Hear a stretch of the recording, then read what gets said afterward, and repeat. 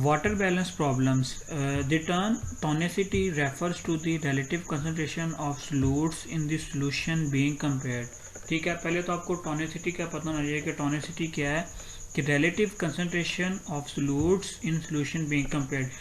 For example हम दो solution को जब कंपेयर करते हैं, ठीक है, तो उनमें जो salute concentration, relative salute concentration होती है, जिसकी बेस पे हम कहते हैं कि ये सोल्यूशन हाइपोटोनिक है, ये हाइपरटोनिक है, या ये दोनों जो सोल्यूशन है ये आइसोटोनिक है, तो वो जो आपके पास एक स्पेसिफिक प्रोसेस है वो क्या कहलाता है, टोनिसिटी। उसकी बेसिस पे हम सोल्यूशन को तीन टाइप्स में डिवाइड करते हैं। हमने लास्ट टाइम भी देखा था, हाइपरटोनिक, हाइपर ज़्यादा जिसमें सलूट कंसनट्रेशन क्या होगी, ज़्यादा होगी, हाइपो लेस जिसमें सलूट कंसनट्रेशन क्या होगी, लेस होगी। आइसो का मतलब होता है सेम, मतलब अगर दोनों सॉल्यूशंस में जो कंसंट्रेशन है वो क्या है, सलूट कंसंट्रेशन सेम है, तो वो क्या कहलाएंगे, आइसोटोनिक सॉल्यूशन आपके पास वो कहलाएंगे। अब सबसे पहले हम देखते हैं कि जब हम एनिमल सेल्स को, किसी भी एनिमल सेल को आइसोटोनिक सॉल्यूशन में रखेंगे तो उसमें क्या चेंजेस आएंगी। When an animal cell such as red blood cell is placed in an isotonic solution, for example हमारे पास एक आइसोटोनिक सोल्यूशन है, ठीक है, जिसमें हमने क्या रखा है, एनिमल सेल्स को रख दिया है। अब क्या होगा, this cell volume remain same, जो सेल का वॉल्यूम है वो क्या रहेगा, बिल्कुल सेम रहेगा। क्यों? Because the rate at which water is entering cell is equal to the rate at which it is moving. अब आइसोटोनिक की जब मैंने आपको पिछले लेक्चर में बताया था कि आइसोटोनिक कैसा सोल्यूशन होता है जिसमें जब हम अगर दोनों सोल्यूशन को कंपैरिजन कर रहे हैं तो उनमें जो सलूट कंसंट्रेशन क्या होती है वो सेम होती है, ठीक है। तो ऑस्मोसिस के प्रोसेस के थ्रू जो वाटर की मूवमेंट होगी वो बिल्कुल इक्वल होगी। जितना जो वाटर है वो सेल में एंटर होगा उतना ही जो है वो वाटर जो सेल से क्या हो रहा, मूविंग आउट भी हो रहा होगा, ठीक है। जिस वजह से जो सेल का स्ट्रक्चर है, जो सेल की शेप है, उस पर किसी किस्म का कोई भी इफेक्ट नहीं आएगा। यहाँ पे देखें जी, ये आइसोटोनिक सोल्यूशन है, इसमें हमने रेड ब्लड सेल को क्या किया है, प्लेस किया है, तो उसका जो नॉर्मल शेप है वो बिल्कुल उसकी वैसे ही बरकरार रही है, उसमें किसी किस्म की कोई चेंजेस नहीं। ये एक और तरह से यहाँ पे दिखाया गया है कि जब एक एनिमल सेल को हम सोल्यूशन में रखते हैं तो क्या होता है, ये हमारे पास आइसोटोनिक सोल्यूशन है, इसमें हमने एक सेल को रखा, तो जितना पानी इसमें आ रहा है, ठीक है, उतना ही पानी से क्या कर रहा है, मूव कर रहा है, क्योंकि ये सोल्यूशन कौन सा है, आइसोटोनिक है। तो जो सेल की नॉर्मल शेप है वो क्या रहेगी, मेंटेन रहेगी। अब देखेंगे कि जी हाइपोटोनिक सोल्यूशन में जब हम उस सेल को रखेंगे तो क्या होगा। When a cell is placed in hypotonic solution, ठीक है, पहले हमने हाइपर देखा, अब हाइपो में रखेंगे तो क्या होगा, हाइपोटोनिक सोल्यूशन में जो सलूट की कंसंट्रेशन क्या है, कम है, वाटर की कंसंट्रेशन क्या है, ज़्यादा है। सो क्या होगा कि जो आपके पास वाटर है वो सोल्यूशन से मूव करेगा किस में, सेल में, क्योंकि सेल में क्या है, water concentration as compared to solution कम है। जब water enters and swells and may rupture like an overfilled balloon, यहाँ पे एक दोबारा से मैं आपको बता दूं, हाइपोटोनिक में क्या है कि जो सोल्यूशन है उसमें सलूट कंसंट्रेशन कम है लेकिन वाटर क्या है, ज़्यादा है, और यहाँ पे जो आपका रेड ब्लड सेल है उसमें वाटर कंसंट्रेशन क्या है, कम है। लिहाजा जो वाटर है वो अपनी ज़्यादा कंसंट्रेशन से कम कंसंट्रेशन की तरफ क्या करेगा, मूव करेगा। जब मूव करेगा तो वहाँ पे जब सेल में वाटर एंटर होगा तो सेल क्या हो जाएगा, स्वेल हो जाएगा, और फिर वहाँ पे क्या हो जाएगा, बर्स्ट हो जाएगा या रैप्चर हो जाएगा, जैसे ओवरफिल्ड बलून। जब हम किसी गुब्बारे में हवा भरते जाएं तो क्या होता है, एक टाइम पे आके वो फट जाता है। तो इसी तरह से जो सेल है वो भी क्या हो जाएगा, बस्ट हो जाएगा, ठीक है। यहाँ पे देखें जी, नॉर्मल सेल ये था लेकिन इसमें वाटर की एंट्री हुई है, ठीक है, ये स्वेल हो गया और एट द एंड क्या हो जाएगा, ये रप्चर हो जाएगा। An animal cell in hypotonic solution basically होता क्या है कि यहाँ पे मैंने आपको बताया था हाइपोटोनिक है, सलूट कंसंट्रेशन कम है, वाटर कंसंट्रेशन क्या है, ज़्यादा है। वाटर अपनी ज़्यादा कंसंट्रेशन से कम कंसंट्रेशन की तरफ क्या करेगा, मूव करेगा, जिसके नतीजे में ये जो है सेल क्या हो जाएगा, स्वेल हो जाएगा, अल्टीमेटली क्या हो जाएगा, रप्चर हो जाएगा। अब जो थर्ड वन है वो है हाइपरटोनिक सोल्यूशन, मतलब कि अगर हम रेड ब्लड सेल को हाइपरटोनिक सोल्यूशन में जो है वो रखें तो क्या होगा। तो आप पीछे वाले से कंपैरिजन करें, जब हाइपो में रखा था तो क्या हुआ था, वाटर सेल में एंटर हुआ था सोल्यूशन से, लेकिन जब हाइपर में रखेंगे तो जो सेल में वाटर क्या है ज़्यादा है और सोल्यूशन में क्या है कम है, तो सेल से जो वाटर है वो बाहर निकलेगा, किस में जाएगा, सोल्यूशन में जाएगा। And when an animal cell is place in hypertonic solution, cell will lose water and will shrink in size. ठीक है, यहाँ पे क्या है फ्लूइड कंसंट्रेशन ज़्यादा है, वाटर कंसंट्रेशन कम है। सेल में क्या थी, फ्लूइड कंसंट्रेशन कम थी और वाटर कंसंट्रेशन क्या थी, ज़्यादा थी। तो सेल जो है सेल से वाटर क्या करेगा, बाहर की तरफ मूव करेगा। जब सेल से वाटर निकल जाएगा तो उसका साइज़ क्या हो जाएगा, श्रिंक हो जाएगा। ठीक है, और अल्टीमेटली जो है ना उसकी वहाँ पे क्या हो जाएगी, सेल डेथ कॉज हो जाएगी। तो इसमें हम बेसिकली कंपैरिजन भी कर सकते हैं कि जब आइसोटोनिक में रखेंगे उसका सेम साइज़ रहेगा, सेम शेप रहेगी। हाइपो में रखेंगे तो वो ओवरफिल्ड बलून की तरह बस्ट कर जाएगा। जब हाइपरटोनिक में रखेंगे तो वो क्या कर जाएगा, श्रिंक कर जाएगा। क्यों श्रिंक कर जाएगा, क्योंकि उसमें जो वाटर था सेल में वो मूव आउट कर जाएगा, कहाँ पे, सोल्यूशन में मूव आउट कर जाएगा। यहाँ पे देख लें जी, हाइपरटोनिक सोल्यूशन में बेसिकली क्या होता है, सेल से वाटर बाहर की तरफ मूव करेगा, सेल जिसके नतीजे में क्या हो जाएगा, श्रिंक होगा। In this slide comparison animal cells, ठीक है, हाइपो में रखेंगे, वाटर बाहर से अंदर की तरफ मूव करेगा, सेल रप्चर हो जाएगा। आइसोटोनिक सोल्यूशन में रखेंगे, जितना पानी सेल में एंटर हो रहा है उतना ही सेल से क्या हो रहा है, मूव आउट हो रहा है। ठीक है, सेल की शेप क्या रहेगी, नॉर्मल रहेगी। अगर हाइपर में रखेंगे तो वाटर सेल से बाहर सोल्यूशन में मूव करेगा और सेल क्या हो जाएगा, श्रिंक हो जाएगा। अब ये तो हमने देख लिया है कि किस किस तरह से क्या क्या इफेक्ट होता है। अब सेल्स जो हैं वो किस तरह से, अगर उनको हाइपरटोनिक या हाइपोटोनिक सोल्यूशन फेस करना पड़ता है, कोई इन्वायरमेंट उन्हें फेस करना पड़ता है, तो वो किस तरह से जिंदा रहते हैं, क्या उनकी स्ट्रेटजीज होती हैं, वहाँ पे क्या उनकी अडॉप्टेशंस हैं, वो हम यहाँ पे क्या करेंगे, डिस्कस करेंगे। How cell survive in hypotonic and hypertonic environments.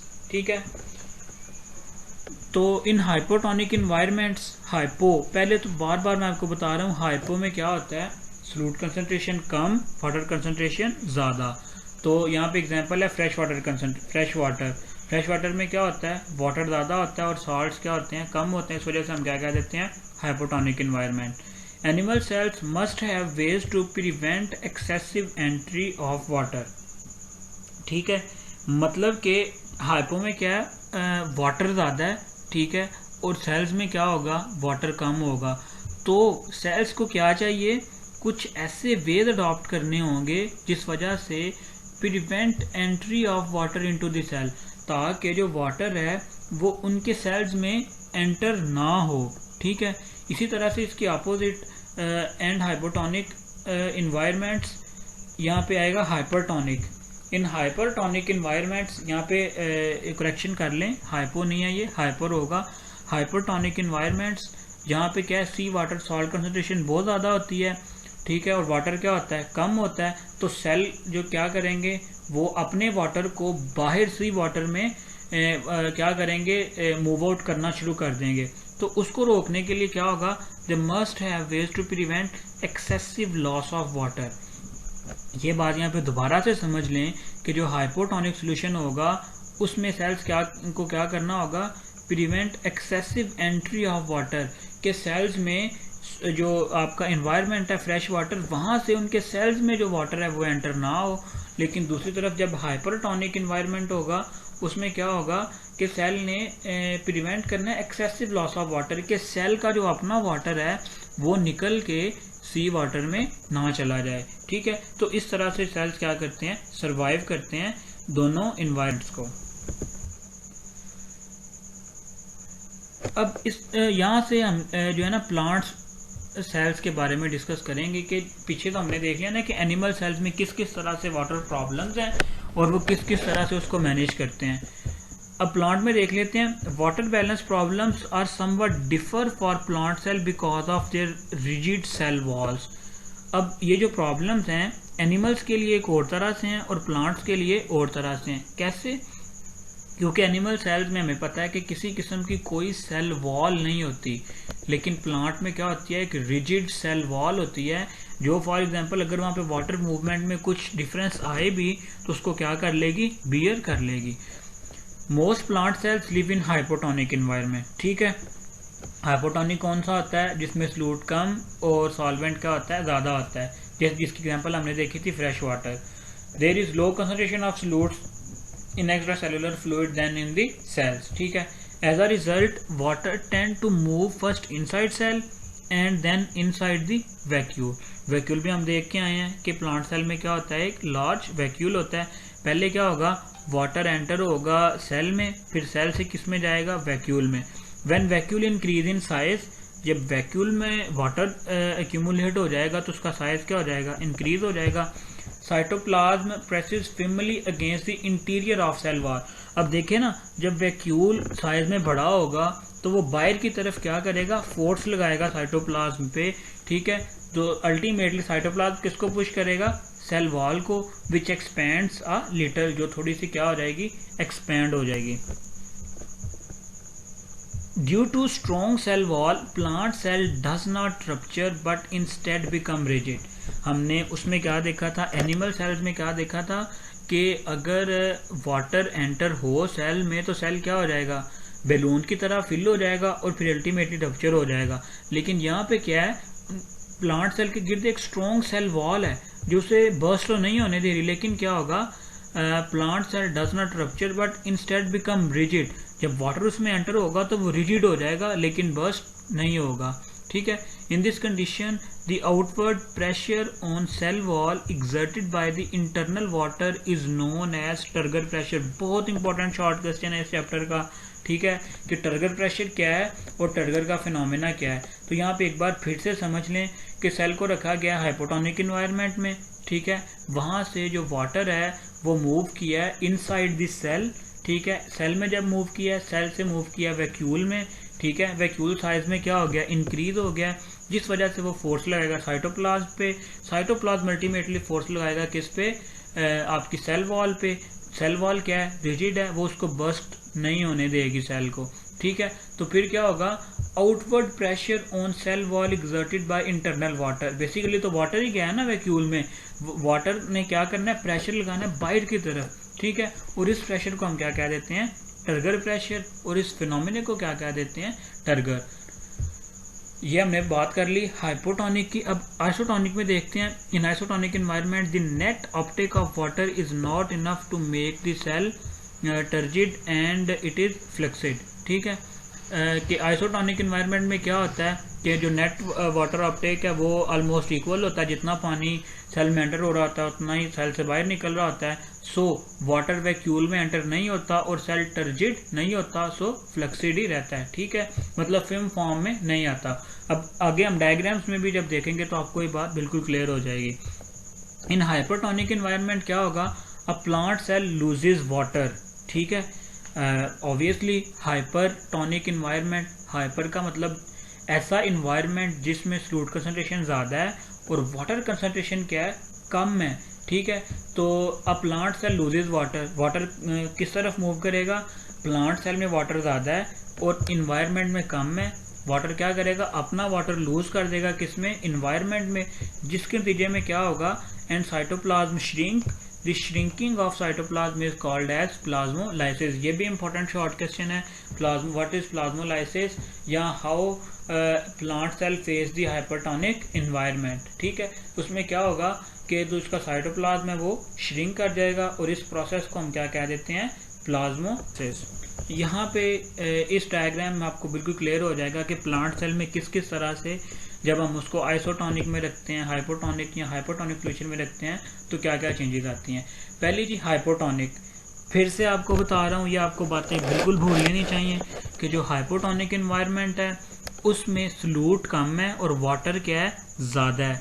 Water ज़्यादा यहाँ पे है, यहाँ पे कम है, तो क्या होगा, वाटर सोल्यूशन से इनसाइड द सेल क्या करेगा, मूव करेगा, सेल से मूव करेगा वो वैक्यूल में, ठीक है। वैक्यूल की वजह से जब वो रिजिड हो जाएगा तो वहाँ पे उसकी जो नॉर्मल टर्जिड स्ट्रक्चर है वो क्या रहेगा, मेंटेन रहेगा।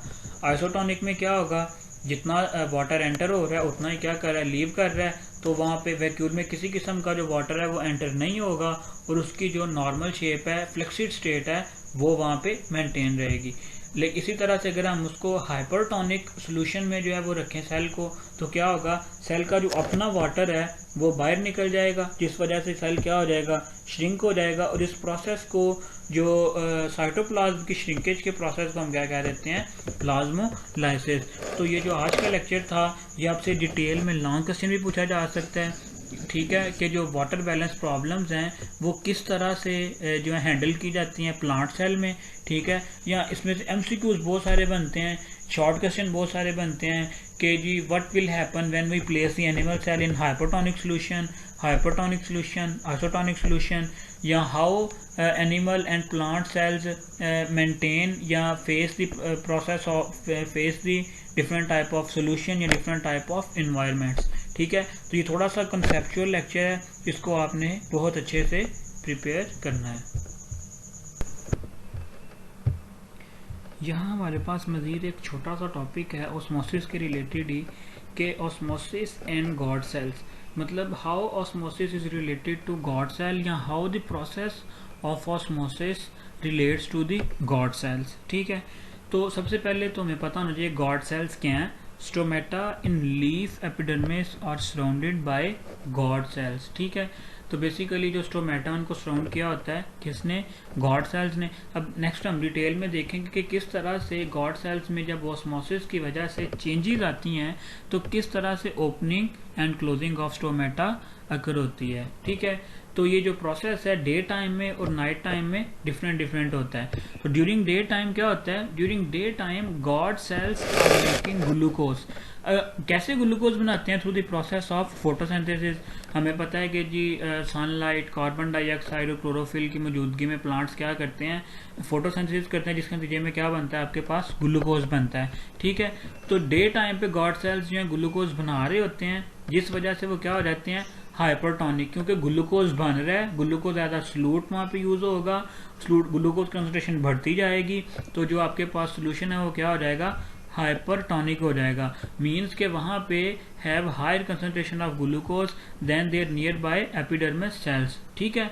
अब यहाँ पे बिल्कुल उसी तरह से जैसे हम पीछे देख रहे हैं, प्रोसेस क्या होगा, water enter them from other sales and they swells, क्योंकि वहाँ पे ग्लूकोज कंसंट्रेशन ज़्यादा है, वाटर कंसंट्रेशन कम है, तो क्या होगा, इर्द गिर्द वाटर कंसंट्रेशन ज़्यादा है, तो वाटर क्या करेगा, मूव करेगा इनसाइड दी गॉड सेल्स। जब गॉड सेल्स के में वाटर क्या करेगा, मूव करेगा, वो क्या हो जाएंगे, स्वेल हो जाएंगे। जब वो स्वेल हो जाएंगे तो क्या होगा, इन this form they assume a rigid board shape and a pore is created between them।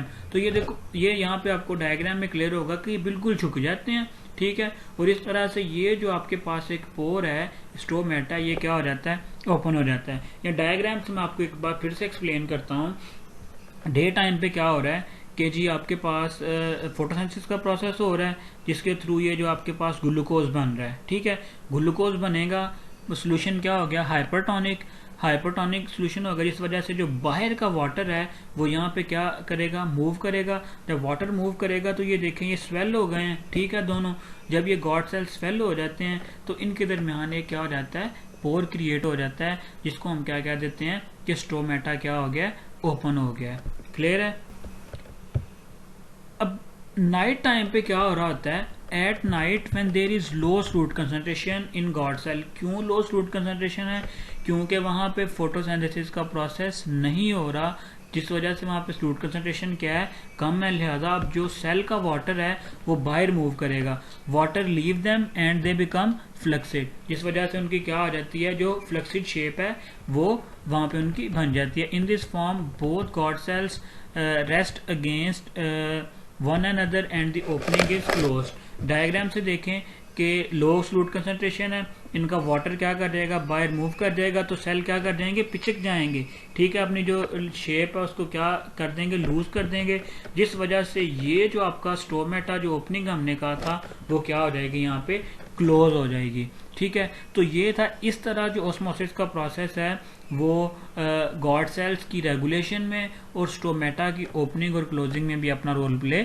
करता है। तो आपसे इस तरह भी पूछा जा सकता है कि how the opening and closing of stomata take place with the help of guard cells. ठीक है, तो आज का लेक्चर ये जो आपने बहुत डिटेल में बहुत अच्छे से सारी जो आपके पास डेफिनेशंस हैं, जो डायग्राम्स हैं, जो डिफरेंसेस हैं, वो आपने बहुत अच्छे से क्या करने हैं, क्लियर करने हैं, याद करने हैं।